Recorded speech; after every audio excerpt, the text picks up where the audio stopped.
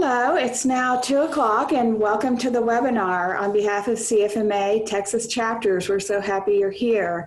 I wanted to let you know a little bit about the Lone Star Conference that's coming up. For those of you who are wondering, we are still planning on having it in September 17th and 18th in Austin. Of course, these are uncertain times and that could change, but right now we are planning on having it still as scheduled, so please put that on your calendars. I wanted to go ahead and introduce Jennifer Elder to you. We're so happy that she offered to do this webinar for us and for all of the Texas chapters who are joining today. She's a certified speaking professional and a CPA, one of the very few of those that exist, so we're extremely fortunate. Previously, she was the CFO of 2 residential construction and development companies. Now she is known as the Diva of Disaster after authoring Faster Disaster Recovery, a business owner's guide to developing a business continuity plan. She believes that the more proactive you are in managing a disaster, the faster you will recover, and how timely that is. So even in the COVID-19 environment, you can survive and thrive. So we're happy, very happy again to welcome Jennifer, and she will tell you a little bit about the rules that you'll need to follow to get the CPE. You've signed in. There will also be a record of signing out and some poll questions to participate along the way. Jennifer, welcome. Thank you, Carol. It's a pleasure to be here. Just the housekeeping information during the session. If you have any questions, please type them into the chat. I'm happy to answer the questions during the presentation, as well as I'll stick around for a little bit at the end if you have some additional questions. During the session, there will be some polling questions that we have in order to qualify for the NASBA requirements for CPE. So we ask that you just click a response to show that you're here, you're present, you're accounted for. And that's about it for our requirements for today. So let's get started. We're going to talk about lions and tigers and COVID-19. Oh my. Personally, right about now, I would take the lions and tigers over the COVID-19. It is absolutely a disaster the size of Godzilla. It is sweeping across the globe and affecting everybody in somewhat the same ways and sometimes in different ways, and creating a ton of uncertainty that we're having to struggle with. And the definition of a disaster is that it is any unplanned interruption of your normal business function or process for an unacceptable period of time. Well, I'm not sure any of us saw COVID-19 coming. It certainly has created a new abnormal. Nothing is normal right now. And I don't know about you, but I'm ready for this to be over. It's already been an unacceptable period of time. And sadly, I'm not sure that we're even close to being done with it. So this is a disaster under all the elements of the definition. And there are 3 issues in particular that are making this even more difficult to deal with. The first is that in a normal disaster scenario, and it's really sad that we're talking about normal disasters versus the abnormal of COVID-19. And a normal disaster might be a flood, a fire, a tornado, even computer crime, cyber crime is now a normal disaster. And the way they work is at the present, you deal with your disaster response, which is what you do right when the disaster happens. And then you get to move into the future and think about how I get back to my normal functioning. So it is a 1-2 step. But under COVID-19, what we're having to do is deal with both at the same time. And it's overload because we're trying to respond to the disaster, trying to get back to normal, and then the disaster changes again, and then we have to try and get back to normal. And now there's too much going on, and we're not sure what that's going to look like. If you're overloaded, you're not alone. So, are you ready? The one thing we can do right now is to breathe. So 1, 2, 3. There we go. Because we're under stress, we do forget to breathe. We breathe much more shallow. So it's good to take the time to just remember to breathe and relax a little bit. The second problem is that the dread of a disaster makes everybody act in a way that increases the disaster. We get panic stricken. I don't know what to do. I don't know. Where do I start? What do I do? And it's sort of like when you're running late for something and you're trying to look for the report you needed to bring, or you're looking for your keys to your car and you can't find them. And when you finally slow down, they're right there in front of you. It's because of our panic that we're not seeing things. So we are seeing that some people have gotten into full-blown panic mode, and that becomes an issue for us, our organizations, our coworkers. And then the third problem in dealing, before we get to the third problem, let's do our first polling question. So let me open that one up. So there's the poll launched for you. So just check in whether you're working from home, whether you're not. That would be great. We'll leave that open for a few minutes so everybody can check in. We have slightly more people working from home than not. That's good. Some people are used to it, some are not. I find that while I've been used to working from home for the last 8 years, it is different working at home when your spouse is at home, when you're doing everything from home. I typically get on an airplane every week, and this is definitely different, giving these presentations virtually. Okay, so let's go on to our next slide. Oh, and of course, this is where my screen locks up, because this is the weird thing about Zoom, is it doesn't like me to do polling at the same time that I'm doing a slide share. It's a little weird that way, so bear with me.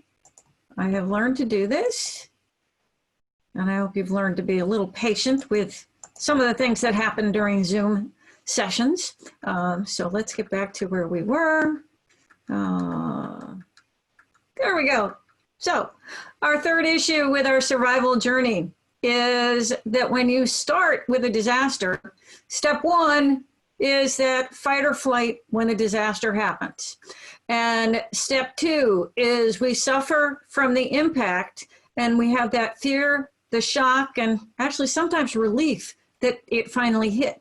So for some people, where we knew COVID-19 was coming, it didn't hit us for a little while. So there was that tension of when it was going to happen. And then there's actually stage three, which is almost a honeymoon, where you go, oh my goodness, we survived. We're still going. And that's a good feeling for us. And then you get to the disillusionment. I'm not sure I like this anymore. And I think some of us are there, and some of us have gotten to the bottom where we're actually having to work through some grief, where we're saying, I feel sad for the things that I have lost. And yes, there is loss involved. The reality is we're not going back to what used to be normal. So there are things that will have changed permanently. The good news is, once you get through that grief stage, we get into our long-term recovery and the acceptance of what's happened, and we actually start to move forward in our journey. The problem, however, with COVID-19 is we started our journey way back at that beginning, and we're typically in a normal disaster, you go back to that beginning. You go back to normal. With COVID-19, we don't know where we're going. We don't know what new normal is. We're not there yet. We are in an abnormal normal where things are still changing all the time. It's crazy. So that makes it difficult, is that we're having to do disaster response and business continuity at the same time.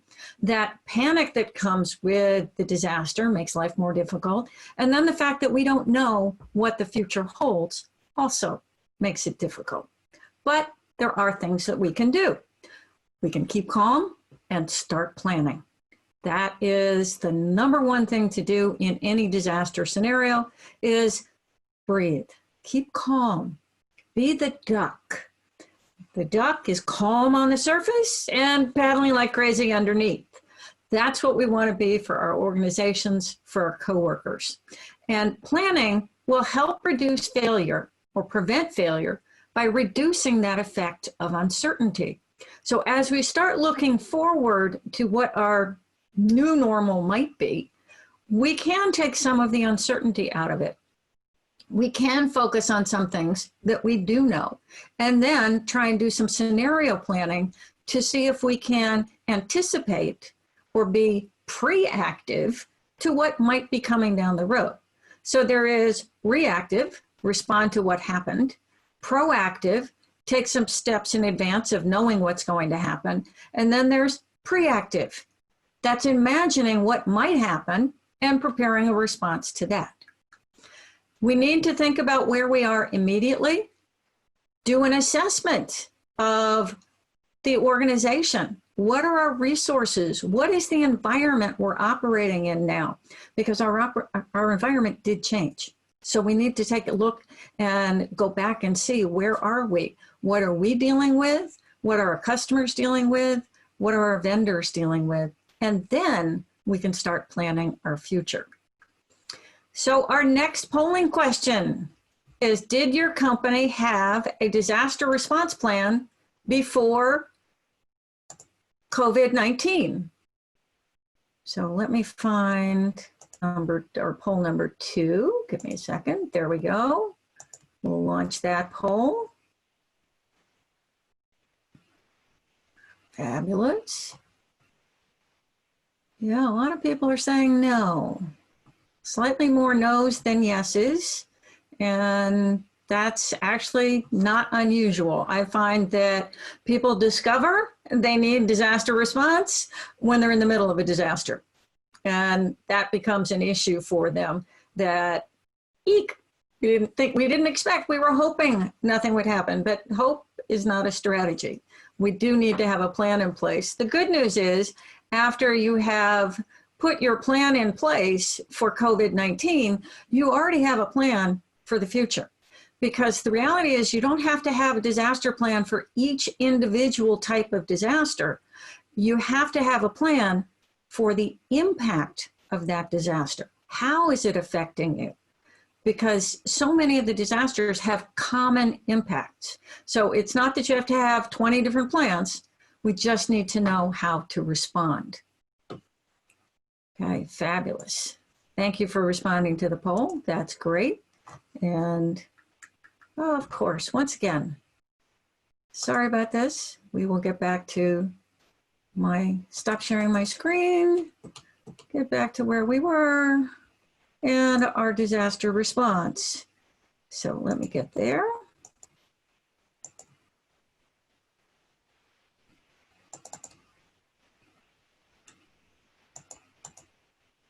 Here we go. There we go. Immediate disaster response. What do we do right now? This is important. We're going to talk about the general approach, and then we're going to get into 6 different areas to address regarding your employees, your operations, your customers, your vendors, your finance, and your strategy. So the general approach, 5 things that we need to do to form the groundwork, the basis of what we're doing. Number 1 is take care of yourself first. Just like when you're on a plane and they say, in case of a loss of cabin pressure, the oxygen mask will drop from the ceiling. Put the mask over your nose first before you help somebody else. You have to take care of yourself in order to be able to care for others and care for your organization. So I already mentioned one thing you need to do, which is remember to breathe. That is key. The second thing you need to do is to remember to get enough sleep. When you're under a lot of stress, and regardless of whether you're okay with what's going on, there is a lot of stress. And when you're under a lot of stress, you do need more sleep. So if you're used to getting 6 hours, you probably need 7. If you're used to getting 8, you probably need 9. So make sure you take care of yourself first. And the other issue that's going on right now is that there's so much negative news out there. And your brain is hardwired to pay attention to negative news, because your brain's mission in life is to keep you alive. And so your brain pays attention to the things that are negative because they may hurt you. So the reality is, every time you hear one single negative thought, it takes 3 positive thoughts just to get back to even. Those negative thoughts take over dramatically.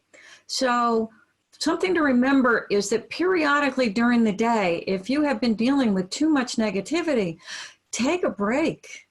Go to YouTube, watch some videos of puppies and kittens, laugh, watch the fail videos, whatever it is. But remember to take care of yourself, give yourself breaks. If you're working from home, one of the things that you need to do is make sure that you step away from your home office. Take your breaks, set an alarm for your breaks. Make sure you take lunch away from your desk. If you're still at your office, same thing. Remember to take your breaks. Remember to step away from your desk. Number 2 is to lead like a pilot. So again, a lot of my analogies come from flying because I used to spend way too much time on a plane. When you're going through turbulence, when the turbulence first hits and you don't hear anything, nothing's going on, but the plane is bouncing, nobody's talking to you, and you get more nervous. And that's when you start to embed your fingerprints in the armrests and you start looking around going, what's happening? But when the pilot comes on, now things change. And the pilot will come on, and in this very deep voice, that they actually teach them how to do that, how to talk with an authoritative voice, how to drop your tone. They come on and they say, ladies and gentlemen, we are experiencing some turbulence. We are going to climb to 35,000 feet, and we should be out of it within 15 minutes. If anything changes, I will get back in touch with you. And their communication allows us to feel better because we feel like somebody else knows what's going on. And their communications go in a very specific order. They tell you what we know. There's turbulence. What we're doing about it. We're going to 35,000 feet. And how long we think it should last.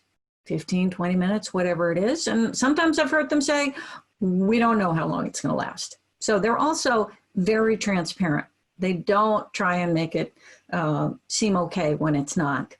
And then they do say, we will be back in touch. So you know when to expect to hear from them. Use that same policy for communication with your staff.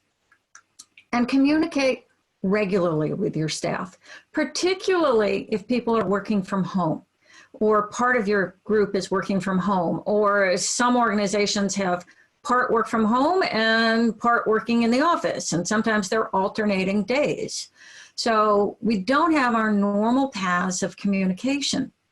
So you need to set up some regular communication for people. Another thing about your brain is that it hates a vacuum. So if you're not hearing what's going on, it gets concerned and it will start filling itself with bad news. So set up some regular communications with your employees. From the top down, your CEO should establish regular communication times, even if it's just to talk to people for 5 minutes and say, no changes. That makes us feel better. If you have a team, communicate with your team regularly. And it's important to chat with them about personal feelings as well as work-related items. So if you ask somebody, how are you doing? Most times right now you're going to hear, I'm fine. Well, fine is a texture.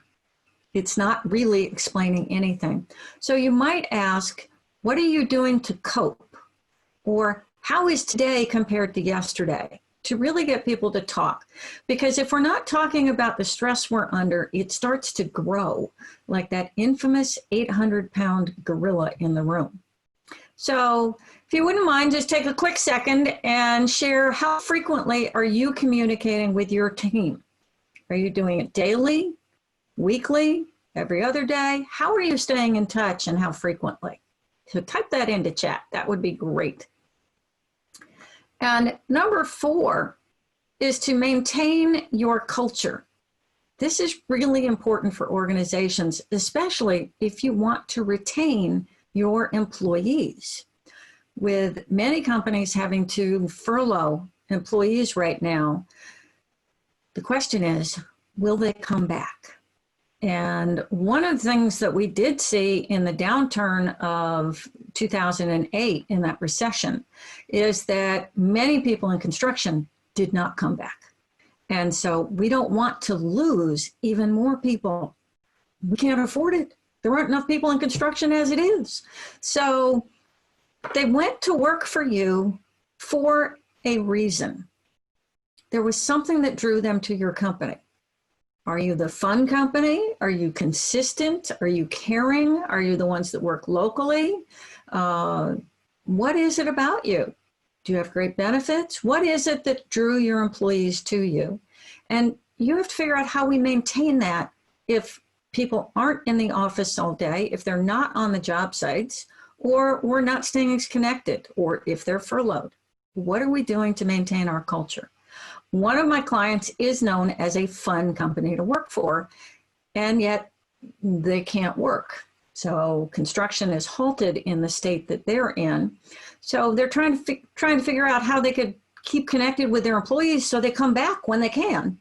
And so one of the things they decided to do was, even though their employees are furloughed, they're having a once a week lunch, and it's a potluck lunch. And there's a theme for the potluck lunch every time. And obviously, if you're not in the office, it's not really a potluck, but it's BYOL, bring your own lunch. And some of the themes might be, today we're going to have American cuisine. Next week, we're going to have Mexican cuisine. One of the favorites that they did was have lunch that represents your heritage.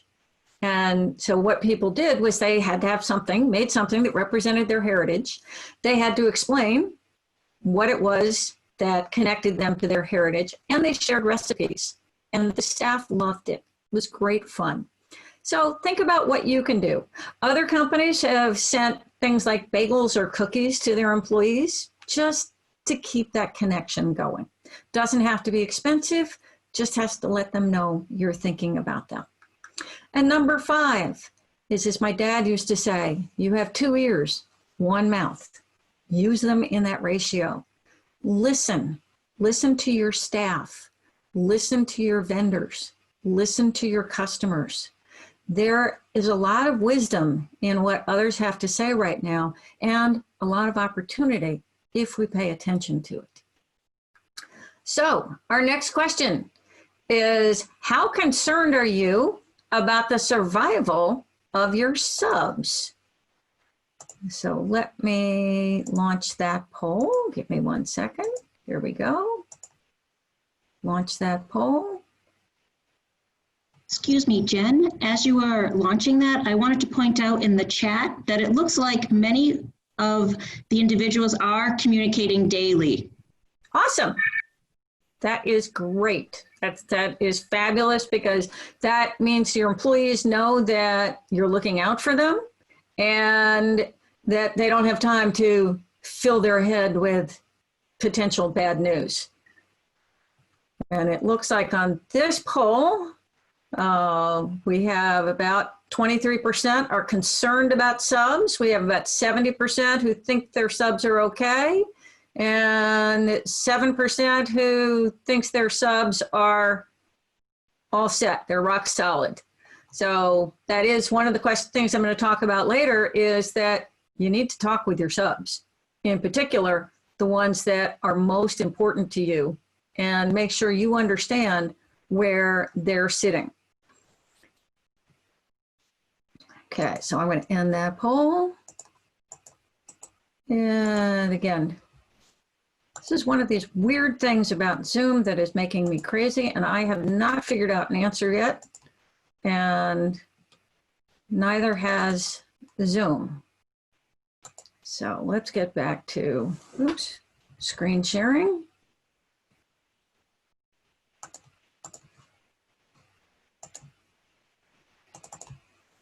There we go. Now we're back. So now let's get into our 6 specific areas. Actually, before I do that, in the chat, if you wouldn't mind typing in which of the general approaches do you think is valuable? Is it taking care of yourself first? That's number 1. You can just type in the number. Number 2 is leading like a pilot. Number 3 is communicating regularly. Number 4, I hate when I forget what number 4 is. Let me double check, is maintaining your culture. And then number 5 is listening. Which of those 5 do you think is most important? Just type in 1, 2, 3, 4, or 5. And Tina, if you can tell me which number is coming up most frequently, that would be great.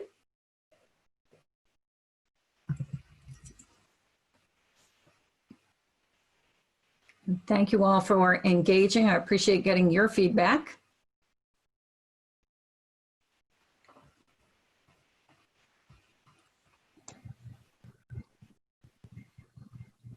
So what do we think, Tina?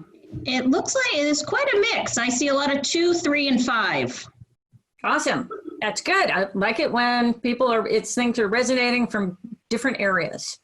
Yep. Okay, let's talk about our 6 specific areas to address.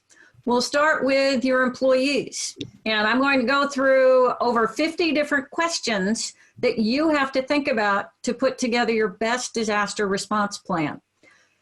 I wish I could say this is the exact plan you should use, but every company is different. So you have to answer these questions to the best of your ability. Number 1 is, how do you best protect your employees? If they're working, how do we make sure we protect them when they're working? I have seen pictures of job sites where we have employees wearing masks, but then again, they're working shoulder to shoulder. Not exactly the 6 feet of social distancing. And in some cases we can't. It takes 2, 3, or 4 people working together to do some of this work. So are we taking the appropriate steps to protect our employees? The more you try and protect your employees, the more they will love you for it. And we like to work with people that we know, like, and trust. And we like you and trust you if you have our best interests at heart. So what training are you providing for your employees around identifying COVID-19 symptoms so they know what to look for? What training on how to stay safe at work? And are you providing any training to them on how to stay safe at home? The more we remind people, the more likely they are to follow the guidelines, the recommendations. With people working from home at the WFH, how are you going to measure productivity? We've talked about people working from home for years now, and a lot of organizations have said, yeah, but I don't know if people are working. Well, now we've kind of got to figure that out. So how are you going to measure that productivity? What will be important to you?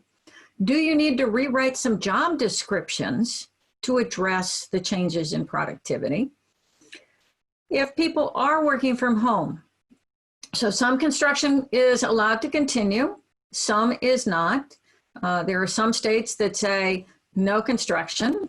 There are some states that have said no construction except on government projects. And other states have said construction is considered an essential service. But even if you are an essential service, do you still have to have employees at work? Can they work from home? If they are working from home, in what order will you bring people back? How are you going to ramp up? If we have been on sort of a limited schedule, it's going to be hard to ramp up all at once. So think about how you can stage the bringing everybody back and stage how you start up construction projects. How are you going to protect your employees when they return? There's another question. So it's one thing if your employees are just working with a few people on the job site, but what what happens when everybody starts to come back and you have subcontractors working on the job sites, and I don't know where they've been, and what if they're bringing in germs, or what if I'm giving them germs? Who knows? And in those of you that have offices, how are you going to, or actually, let me back up, still with the job site, your construction trailers. How are you going to make sure that people stay safe when they're working in a construction trailer that's too small to begin with, let alone when we have to be distancing from people? Then with your office, how are you going to protect employees when they come back to work in your office? So if you work in a building that has an elevator, well, an elevator doesn't allow people to stand 6 feet apart. How are we going to make sure they're safe in an elevator? What about restrooms? These are the things that people are going to have to think about. Is that, do we need to block off every other stall so that people aren't right next to each other? The more we learn about this disease and how it transmits itself and how long it stays in the air, the more people are concerned about people being right next to each other. So these are things that we're having to think about. In my state, they're thinking about, are they going to legislate what people have to do to keep employees safe when they come back to work? Such things as, you've probably seen in supermarkets, that they've put up plexiglass panels in front of cashiers, so you're not breathing on them or coughing on them, or they're not coughing on you. In our state, they're talking about whether we need to put up plexiglass panels like that in our workplaces, at reception areas, or around cubicles to keep our employees safe. If you have people working from home, are you going to continue allowing any of them to work from home? Can we adjust our workspaces now? There are some organizations that said, no, we could never do this. And now they're discovering, yeah, actually we can do this.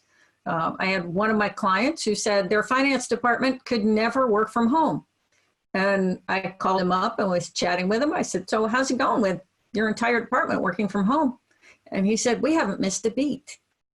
This is going to mean he's got to rethink, when people come back to work, are we going to allow some to still work from home because we've discovered it does work?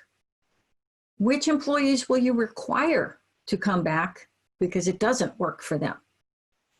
But another question to ask is, who are your star employees? Who are the ones that you can't live without? Who are the employees that you miss when they don't come into the office?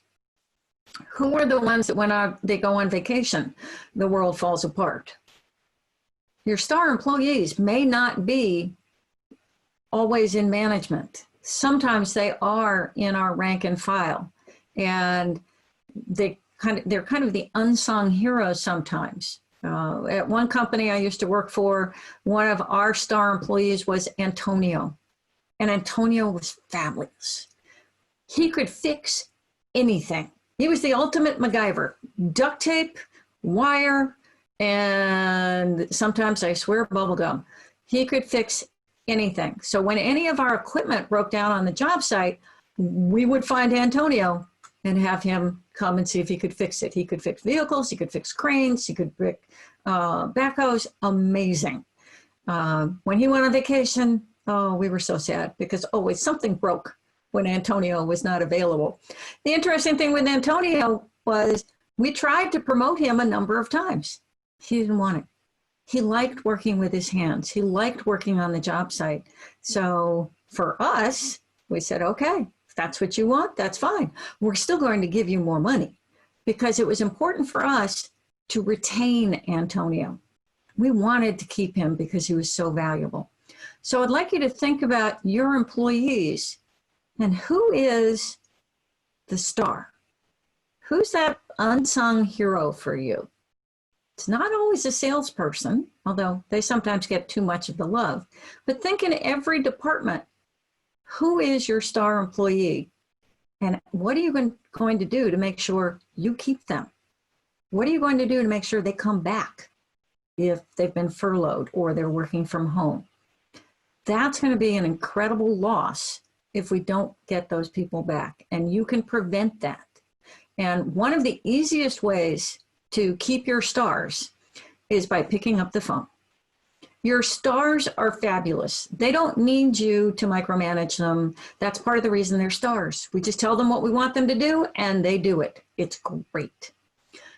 But they do want you to recognize them. We tend to leave them alone and then they think you don't love them. So we need to give them love to our star employees. So pick up the phone and just ask, how are you doing? How are you coping with COVID-19? What are you doing differently? What do you like about this scenario? And there are some things we like.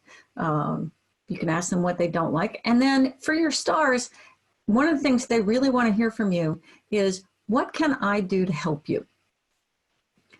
Most of the time your stars will say, I'm good, because they are. They don't need a lot of help. But because of that, they also tend to be very hesitant to ask for help. So you offering, saying, what can I do to help? What problems can I solve for you? Will let them know that you're thinking about them and you're concerned about them. And we like to work with people that we know, like, and trust. Next, do you have employment practices insurance? Ooh, there's a question. 75% of people surveyed by the National Insurance Institute thought that employment practices was covered by general liability, and it's not. And there are so many employment law concerns right now that if you don't have it, it's a good time to put it in place. Contact your insurance broker and find out. Because we have to think now about OSHA. Well, construction's always had to deal with OSHA, but now you have to deal with OSHA in your office, because a requirement of OSHA is that you provide a work environment that is free from the danger of harm or death. And if we're not protecting our employees in the office, well, COVID-19 can be harm or death. So OSHA applies in the office. OSHA also requires making PPE equipment, personal protective equipment, available. So I know you're used to this on the job site, but now we have to apply it in the office as well. The EEOC applies both at the state and the federal level, Equal Employment Opportunity Commission. How do we make sure that we are not discriminating against people during our response to the pandemic?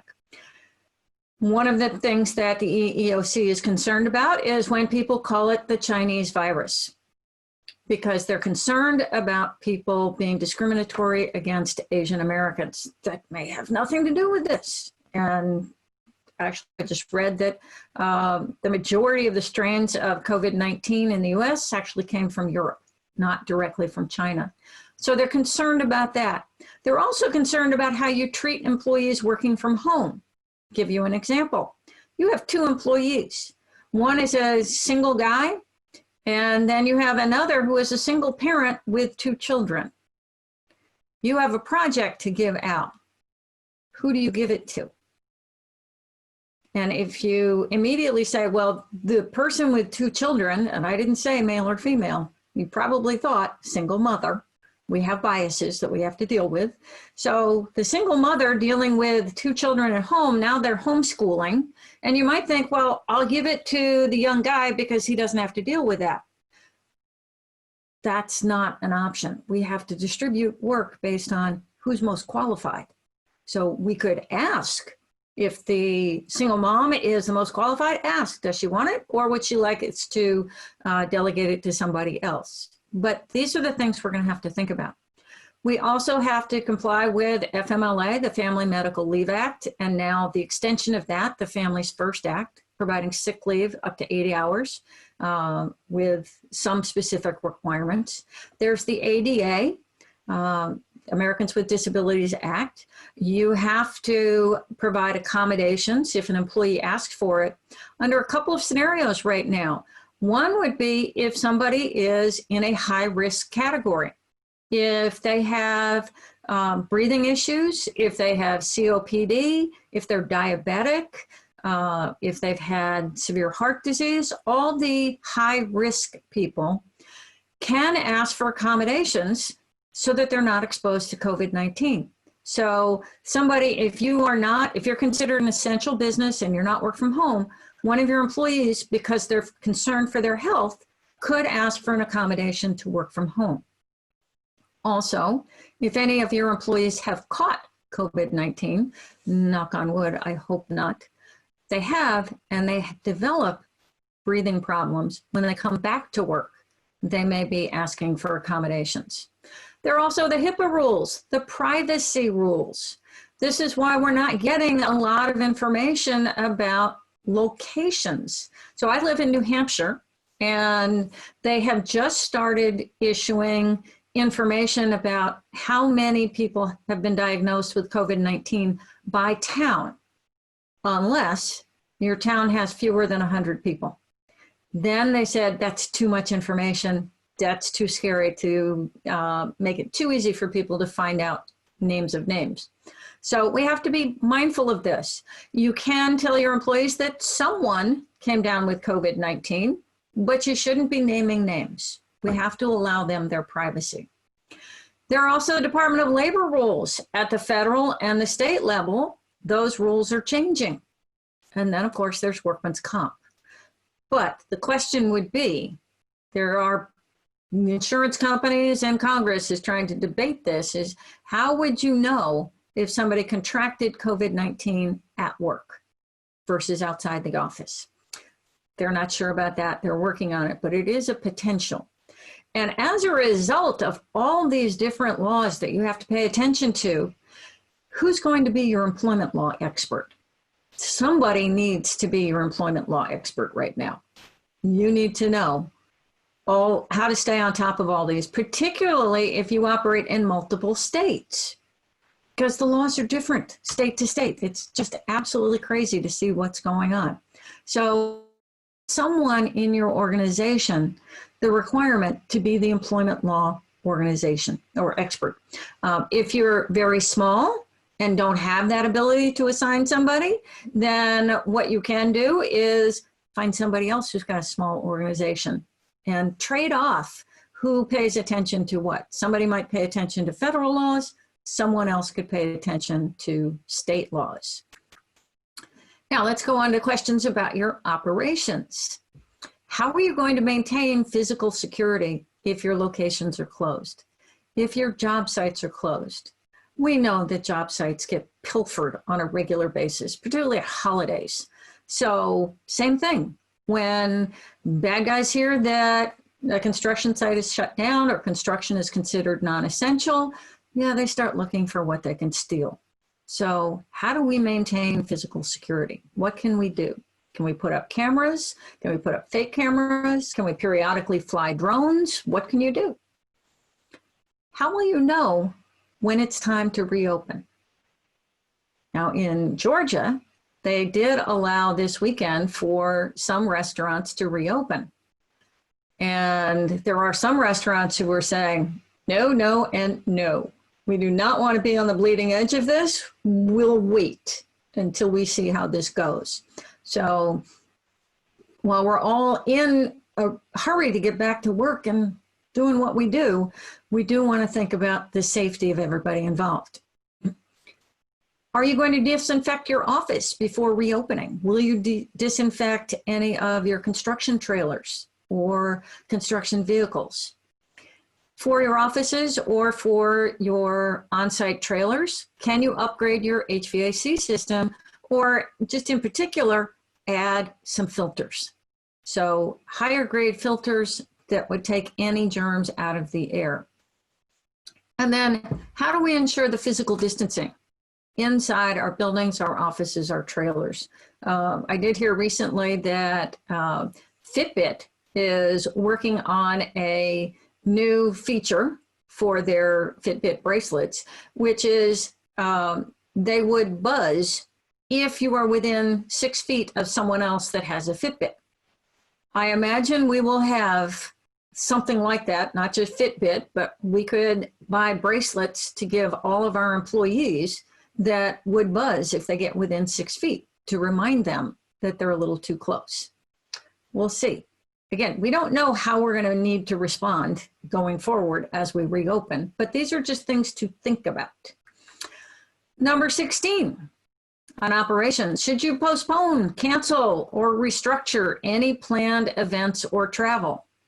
Just like we are restructuring conferences and seminars, maybe you need to think about if you have an annual meeting, an annual picnic, what can you do differently?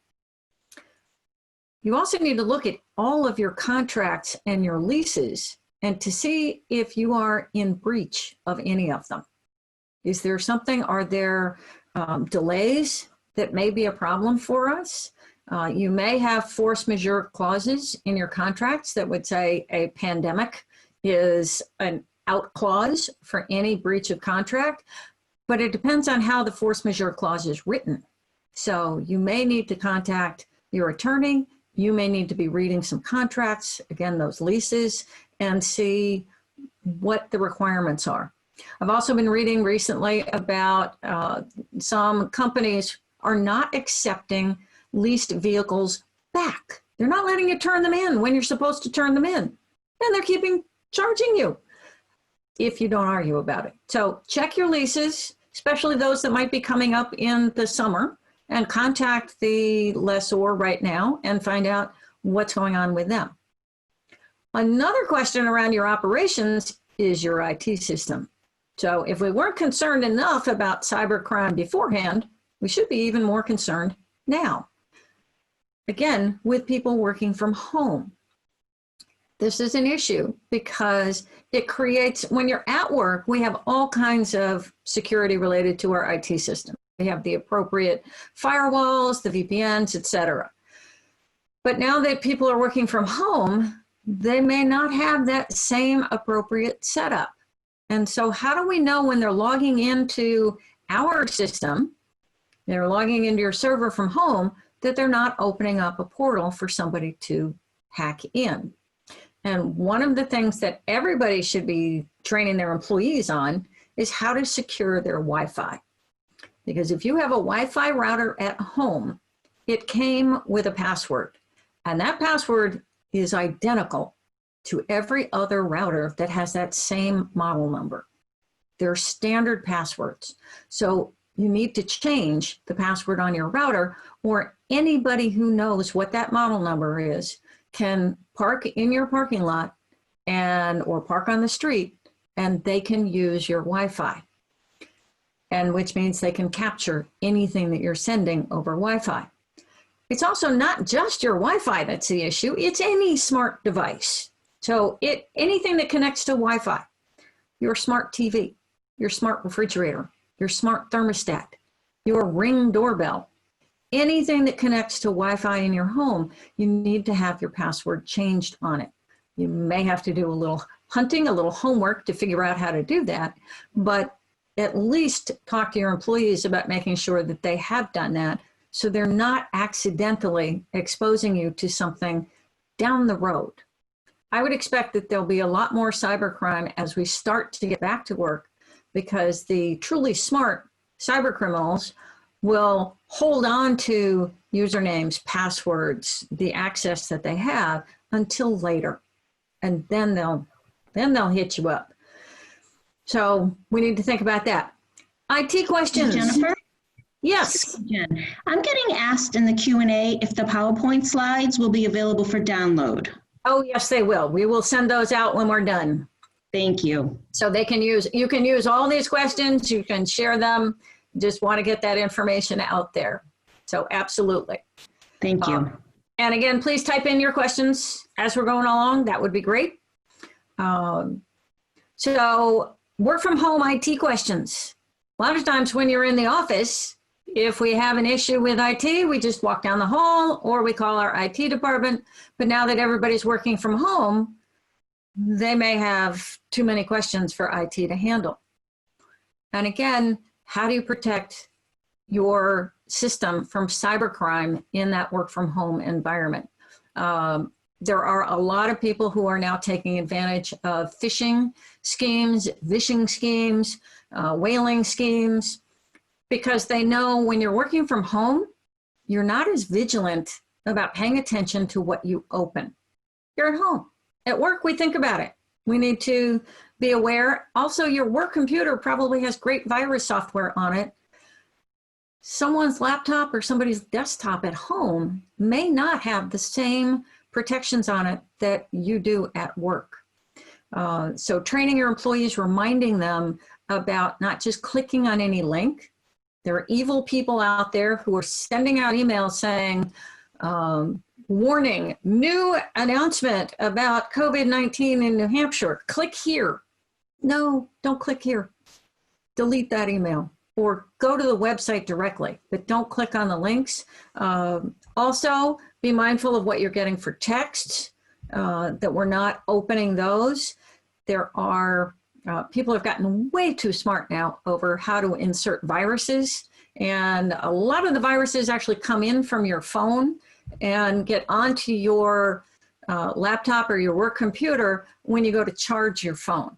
So one of the things to do, instead of charging your phone attached to your computer, charge it in the wall, or get a what's called a data condom for your charger. It is just like a little USB, but when you plug your phone into that, it only transfers power. It doesn't transfer any data. You can also get charging cables that are power only, no data. Number 21, should you change your contract terms and conditions? This will require a call with an attorney. Have them take a look at your contract now. Do we need to change some things because of our reaction to COVID-19? Do we need a force majeure clause? Should you coordinate with state and local health officials, disaster response teams, FEMA, Red Cross? Depends on your state, your location, what type of contractor you are, but you might be able to be a resource, be part of the solution. Think about where you can become more efficient.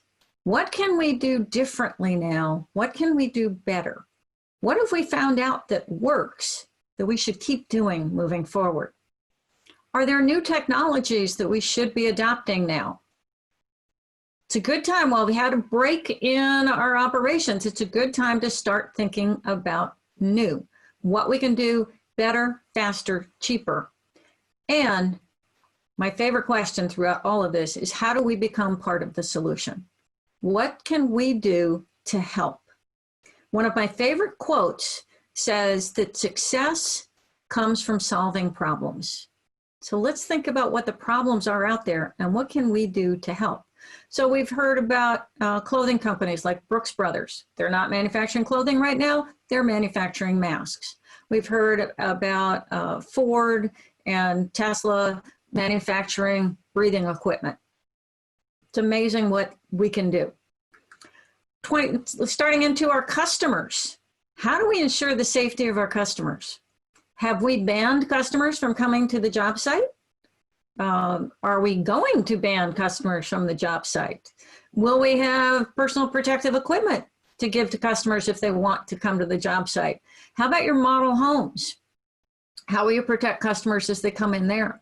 Are you going to, when we're talking about fit and finish of cabinets and counters, people want to touch with their hands, not with gloves. So how will we disinfect the counters after people have been in there? We might have to rethink open houses. How many people can we have at an open house now? Another question to ask is, how are your customers being affected right now?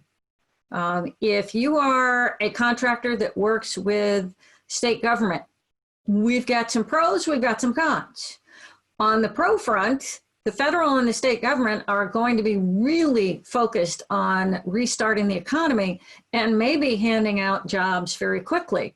On the other hand, both the federal government and the state governments are going to be suffering for money really quickly. So what they may do to start the economy may change shortly down the road as they realize they don't have all the funds for this or figure out where they're going to get the funds. So that's another question. What do we do if our customers aren't paying our invoices? If you haven't started thinking about how your receivables may be extending, it's a good time to do it. It's a good time to keep chatting with your customers and find out how are they doing on their cash flow. What are you going to do if customers decide they want to cancel an order with you, or they want to ask for a refund? Are you going to hold the line on your contract? So the home builder I worked for, you gave us a deposit, that deposit was ours. End of story. If I was at that client or that company right now, I'd be rethinking that rule over whether I give my customers back their deposit, because it's certainly not by their choice that they're deciding to cancel. So we want to think about this. We don't want to be doing it on the fly, but we do want to figure out what should we be doing and set some parameters for it. And if you have been listening to your customers' problems, maybe it's time to think about how you could be a solution. Now, for one of my customers who is a home builder, they have seen a lot of their contracts implode. But one of the things that they'd been hearing from people is that a lot of people working from home, their home office is a disaster. They don't have one, they're not set up properly, and they would love to have somebody come in and fix it. So there became a new product line for them, is that they're teaming up with an interior designer to be able to remotely analyze. They take pictures of somebody's space, and there is software that will analyze the size of the space, the size of the furniture. Moving companies use that software to determine how many trucks or what size of truck they're going to need to do a move.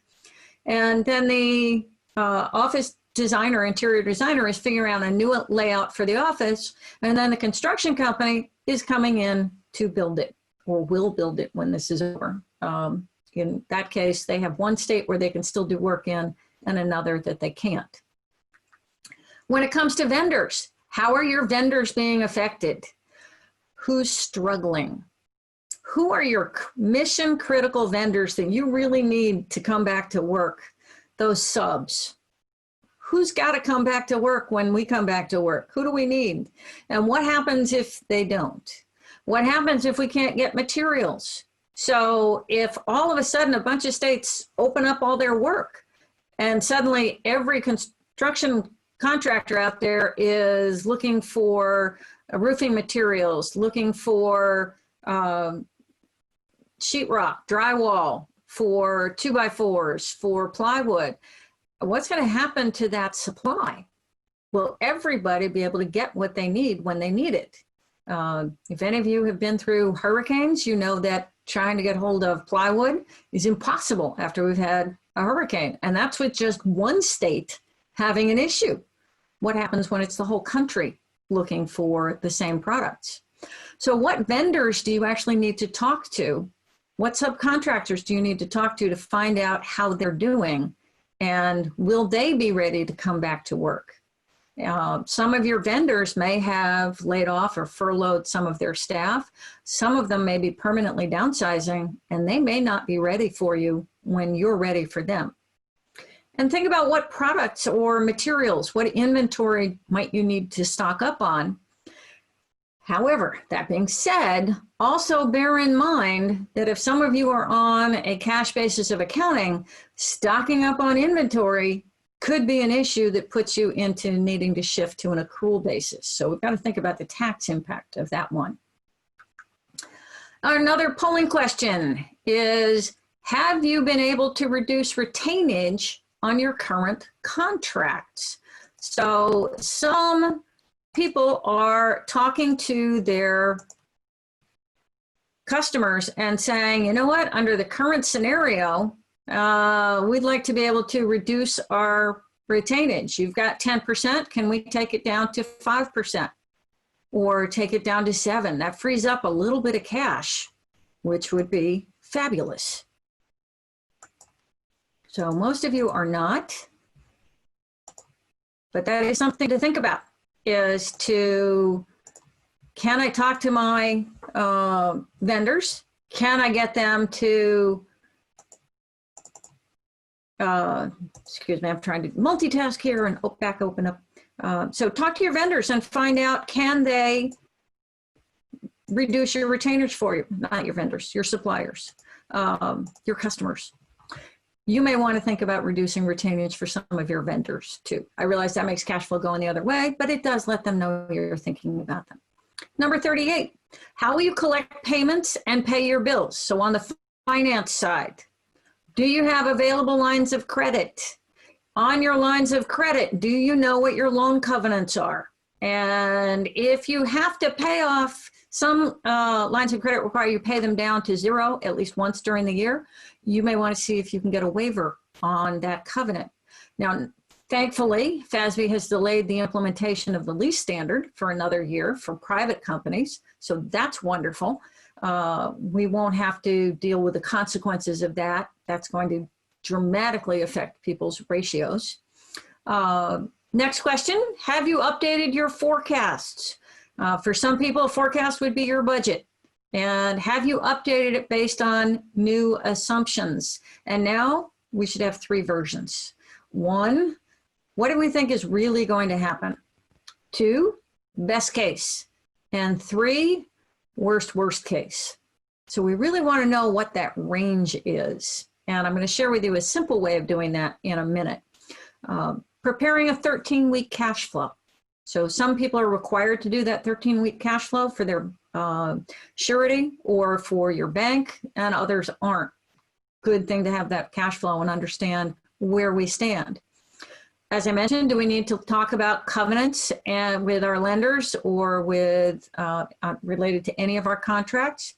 You also may need to look at your insurance and see if you have business interruption insurance and would it cover a pandemic? In some cases, the answer is yes. In some cases, no. Can you negotiate with your vendors? So in some cases, if you have a standing order, you may be supposed to be taking delivery of some of your inventory and you really don't want to. Well, you don't necessarily have to cancel the order.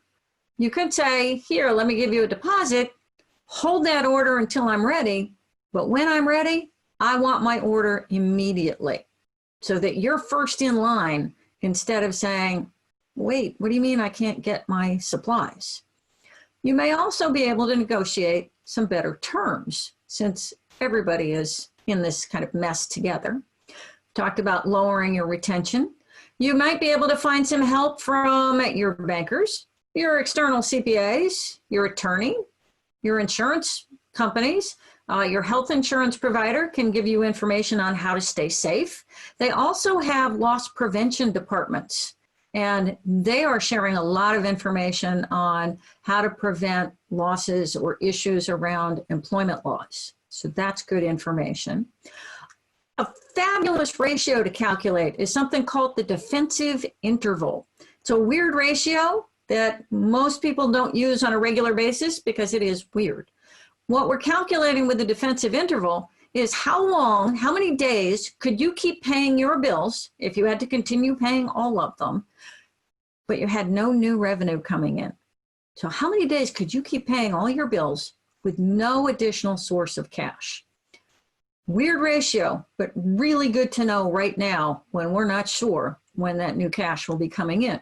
And the way it's calculated is by taking your quick assets, which here I would say your quick assets are your cash, your marketable securities, and only those marketable securities that you would be willing to sell if you had to. I would not include receivables because I don't know if I'm going to collect those. You divide your quick assets by your daily cash operating expenses. We calculate that by taking your annual operating expenses, and this is at a very high level, so we don't have to get terribly detailed. Take your operating expenses, subtract out depreciation, subtract out amortization, divide it by 365. Divide that into your quick assets, and that'll tell you how many days you can keep paying for everything. The reason the airlines had to get bailed out is because typically their defensive interval was between 20 and 30 days. Apple didn't take a bailout because the last time I looked at theirs, it was almost 1,200 days, almost 4 years. Number 48 is scenario planning. So this is a high level way of doing different forecasts. So you just take your planned revenue versus your planned OPEX or operating expenses. And we can say our planned revenue, the left-handmost yellow square, is 22 months.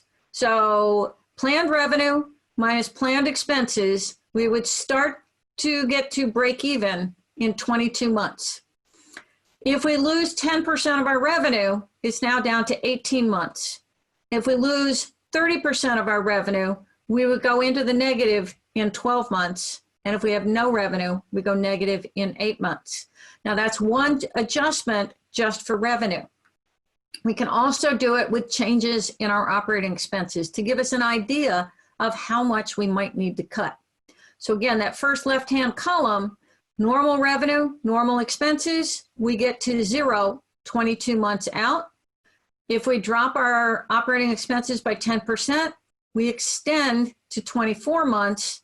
30% drop in operating expenses gets us 28 months, and a 50% drop gets us 32 months. So this is a high level, can give you an idea of what you need to do. 49 is, when was the last time you did a SWOT analysis? Do you know what your strengths and weaknesses are right now? 50, will you change your business model? What should you stop doing? What could we start doing? Or what can you do differently? 51, who can you partner with? What other organizations might you need to partner with, or could you partner with, to come up with new solutions to solve people's problems? Like the contractor who is doing office design. What could you do differently? Can you have a virtual showroom so that people don't have to come into your model home? There's lots of software out there now that is much more reasonable. Maybe now it's time to take use of it. Excuse me, Jennifer? Yes? I'm having a question here. Nita would like to know what is included in operating expense? Operating expenses would be all of the payments you must make. So, and it would be your normal expenses. So you don't have to go back and say, what am I doing right now? Again, this is just a high level calculation. So it would include all of your cost of goods sold, all of your selling expenses, all your general and administrative. You can choose to put in interest expense, or if you think you can negotiate that out, take it out. But again, it's just a high level to give you an idea of how frightened or how secure can I feel.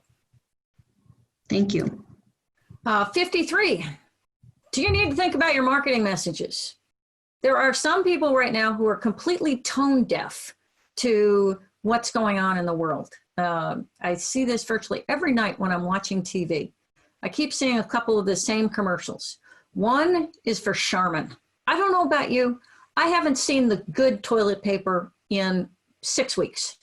So I get mad when I see a Charmin commercial. It just makes me go, oh, I miss that. And then last night again, I saw a commercial for a resort showing palm trees and beaches and saying, you know, plan your vacation. Wait, what? I can't leave my house, let alone plan a vacation. And then the third commercial was just a beautiful picture of the outdoors. And you could hear birds chirping and the breeze, and you just couldn't help but go, ah. And that commercial was from our local TV station, just saying, thought you could use a break. They get it. They understand changing your marketing messages. 54, how are you going to maintain your brand during this time? How are you going to maintain those marketing messages to tell people that you are still who you are? And how are you going to maintain your reputation? That is so key. How do you maintain your reputation when we're not actually out there building it? And then how do you maintain your ethics and your values? Something to think about related to the ethics is on your internal controls. If we have so many people in a work from home environment, how are our internal controls holding up? And what are the pressures on our employees so that they may be committing fraud? They may be feeling so much pressure because of a mortgage that's due. You know, I said it's really easy to steal stuff from a job site, Sadly, at the last company that I worked for, the majority of stuff that was stolen from the job site is stolen by some of our vendors, our subs, and our employees. It was a sad day when we figured that out. So how do we make sure that people aren't committing fraud? Now, some of you know the fraud triangle. It starts with pressure, then there's opportunity, and then there's rationalization. Well, need, pressure. I'm not sure anybody has not been affected by this in some financial way. So there's a lot of financial stress on people. The rationalization, that's easy to rationalize. I didn't deserve this. I didn't ask for COVID-19. I didn't put myself in this situation. So it's not my fault. So where is the opportunity? How do you protect your organization going forward? And 22, or the last, actually it's not 22, it's 50 something, sorry about that, is we've got to continually improve. You plan, we implement this plan, we're going to see how it's working, learn from it, and then do it again. It is wash, rinse, repeat.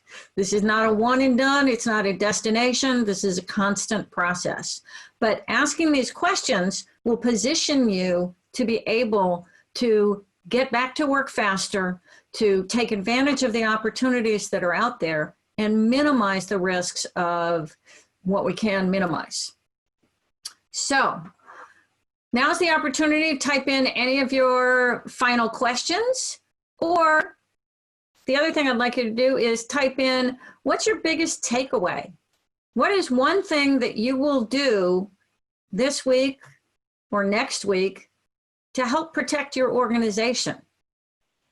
And I'll share my final thoughts and then I'll take a look at the questions, which is Albert Einstein says, insanity is doing the same thing over and over and expecting different results.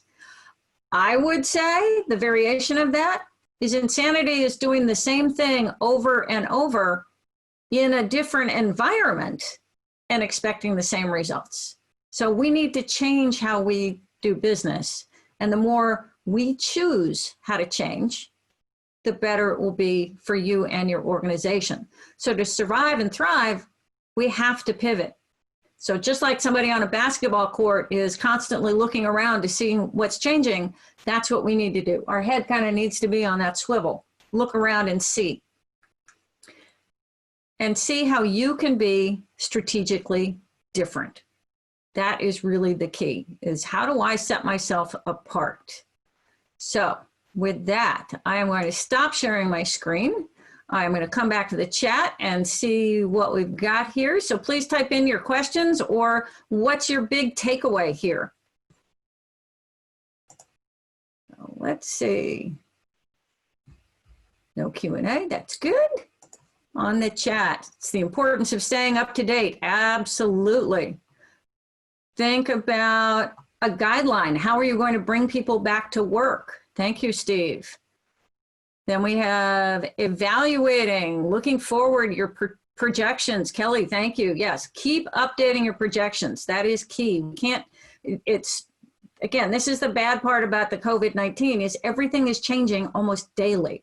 It's not just, we had a hurricane come in and now respond and now we can get back to normal. No, everything is changing daily. Work on maintaining your culture. Thank you. Communicating more often. Look at that force majeure clause in your contracts. Do you have one? Is it good enough? Does it need to change? Look for the answers. Share the planning procedures and stay flexible. That's fabulous. And aside from staying flexible, we want you to stay safe, stay strong, and stay positive. So with that, Carol, I will say thank you very much. I appreciate the invitation from the Texas chapters of the CFMA. If any of you would like to talk about this further, my email and my phone number will be in the materials, but my email is jelder@sustainablecfo.com. That's jelder@sustainablecfo.com. Happy to talk with you about how to implement a recovery plan, to talk about how you pivot, or do some strategic planning with you. I want to be part of your solution. That's why I'm here today. Well, great, Jennifer. We really appreciate all the information and, just can't thank you enough for offering this to us. And I just want to let everybody know they'll be receiving an email that has an evaluation in order to get their CPE credits. And we'll also include the slides with that, so you can be expecting that. It won't be immediate, but it will be forthcoming just as soon as we can get that together. So thank you everyone for attending, and thanks so much, Jennifer. We really appreciate it. And Tina also thanks you for your assistance. There we go. Well, thank you very much. Have a great day. Bye.